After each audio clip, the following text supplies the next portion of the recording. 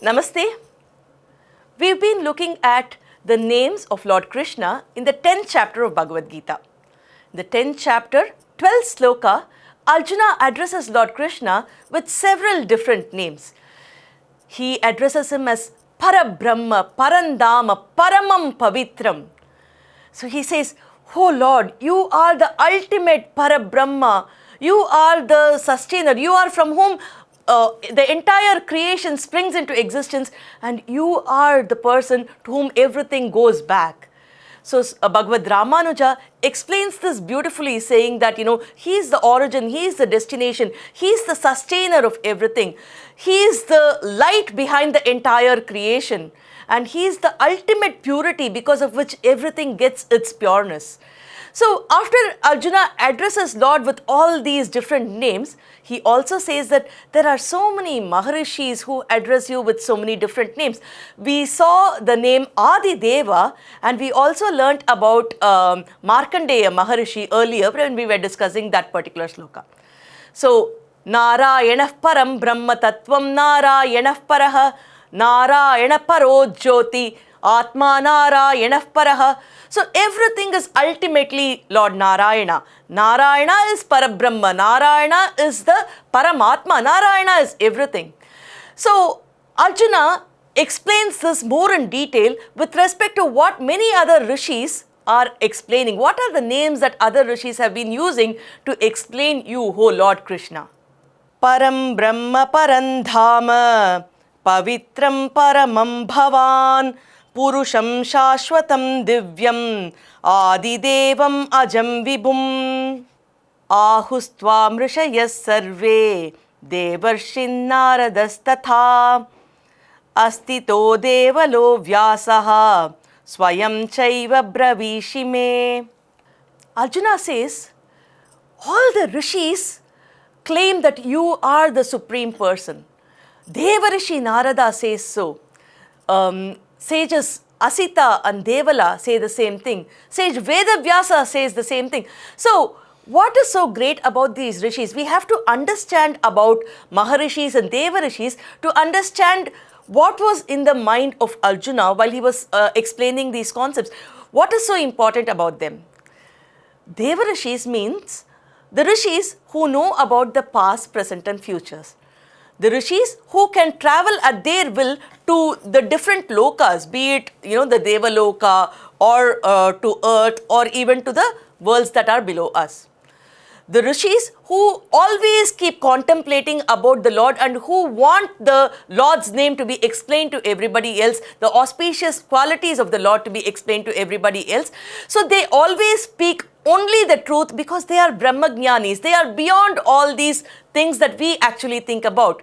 So such is the greatness of the Maharishis, the Devarishis. The Devarishis can come to the world at their will and go back. So he explains about 4 such rishis. He says, Sage Asita, Sage Devala, Narada Maharishi and also Vedavyasa. So let's understand a little bit about each of them so that we can understand the greatness of this particular sentence. All of us know about Sage Kashyapa Maharishi, right? Kashyapa Maharishi is the reason why Kashmir was called as Kashmir. This Maharishi is the source of all the Devas and the Daityas. After that, he goes into a penance because he wanted 2 more children. And one of that child was Sage Asita. Now, Asita's son was Devala. These 2 sages are supposed to be seers of the Rig Veda. So, the Rig Veda was revealed to them. Now, Draupadi in a part of Mahabharata says that such a great sage Asita has said that Lord Krishna is himself the Prajapati. Now, why would he call Krishna as Prajapati? Because the Prajapatis make sure that the creation takes place. But then the source of the entire creation was Lord Krishna, because Krishna created these Prajapatis themselves. So, sage Asita says that, hey Krishna, you are the Prajapati, the original Prajapati indeed. And that is what we understood by the different names like Adi Deva. He was there even before the creation of Devas because he created the Devas himself. Now, sage Asita is also known to have said, as soon as baby Krishna was born, that he is the Parandama, he is the divine incarnate. Krishna is the original God himself. So these seers, because they know about the past, present and future, they know about everything, sage Asita has revealed these things. So here Arjuna says that such great sages like Asita and Devala have spoken about your glories as Adi Deva. You are the divine incarnate yourself. And then we know about sage Vedavyasa, right? Vedavyasa compartmentalized all the 4 Vedas for us. He is the one who wrote the Mahabharata. He is the one who is claimed as the author of all the Puranas. Now Vedavyasa says, Alokya Sarva Shastrani Vicharyascha Punah Punah. I have read through all the Shastras. I have been contemplating on it, over and over again. And I know that Lord Narayana is the ultimate Parabrahma. He is the Lord himself.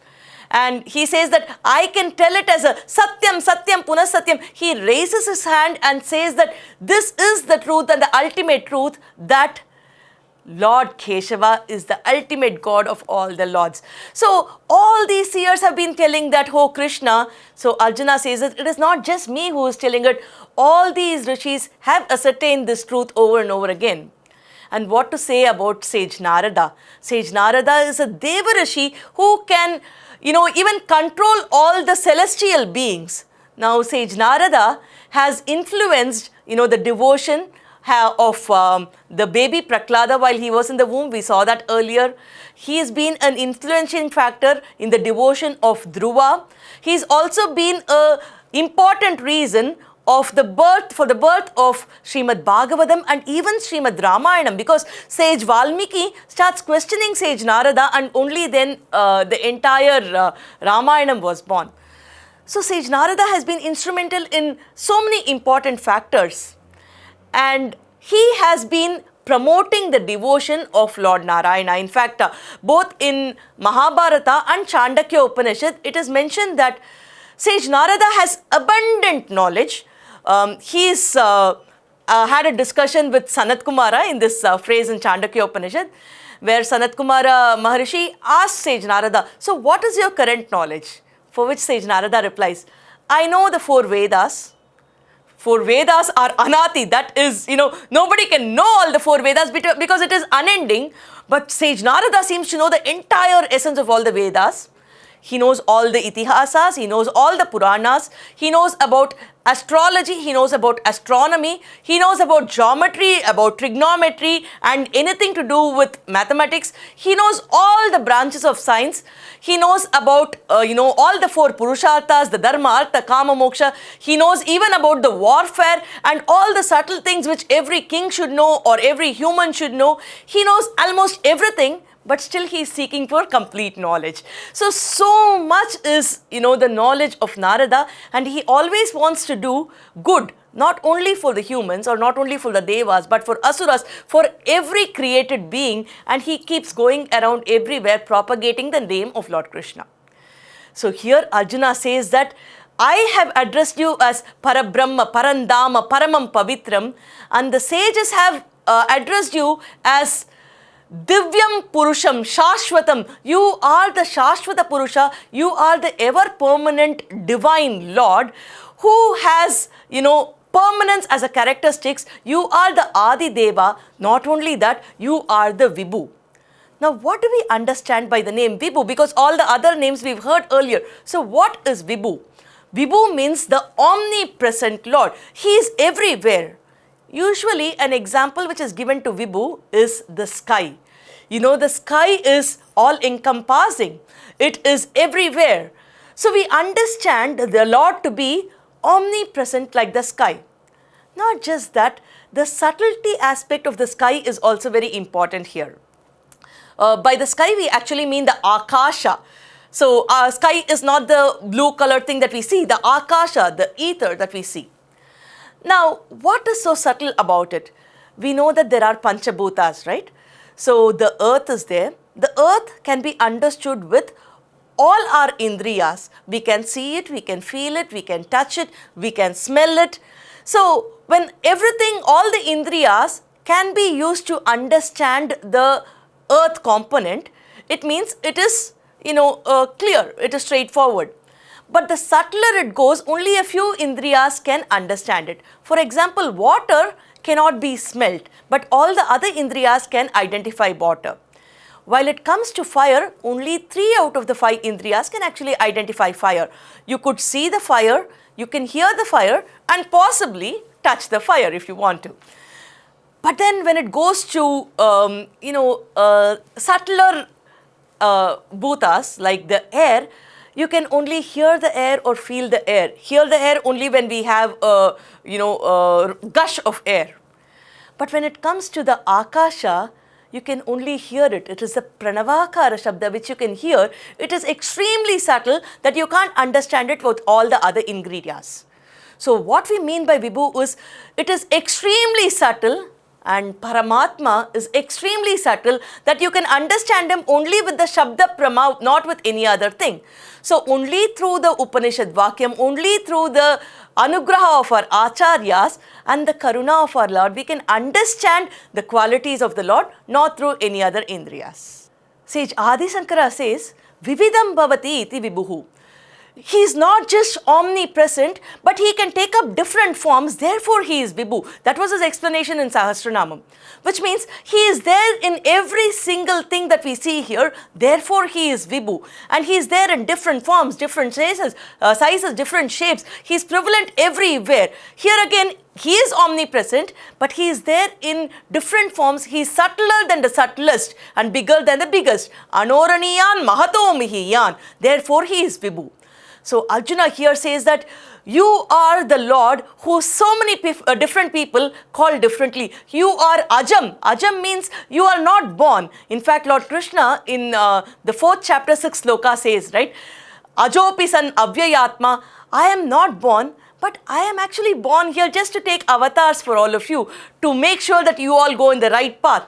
So you are unborn, you are Vibhu, you are the divine incarnate who is, Parabrahma, Parandama is what I say. Not only just me and the Maharishis and everybody else, you yourself has ascertained all these previously. In fact, the 10th chapter is called as Vibhuti Yoga, where Lord Krishna explains about several of his Vibhutis in different contexts. And he says that it is not possible to explain my Vibhuti. There is no way that you can come to know, everything about me. But I'll just give you an overview of that. And this entire 10th chapter is about the overview of the Lord's Vibhutis. So let's understand that the Lord is omnipresent and he is there in each one of us. Everything that we see around is because of his Vibhutvam. So let's recite Lord Krishna's names and be blessed. Madhava Achyuta Krishna Hare Rishikesha Kesava Govinda Vasudeva Bhagavan Janardana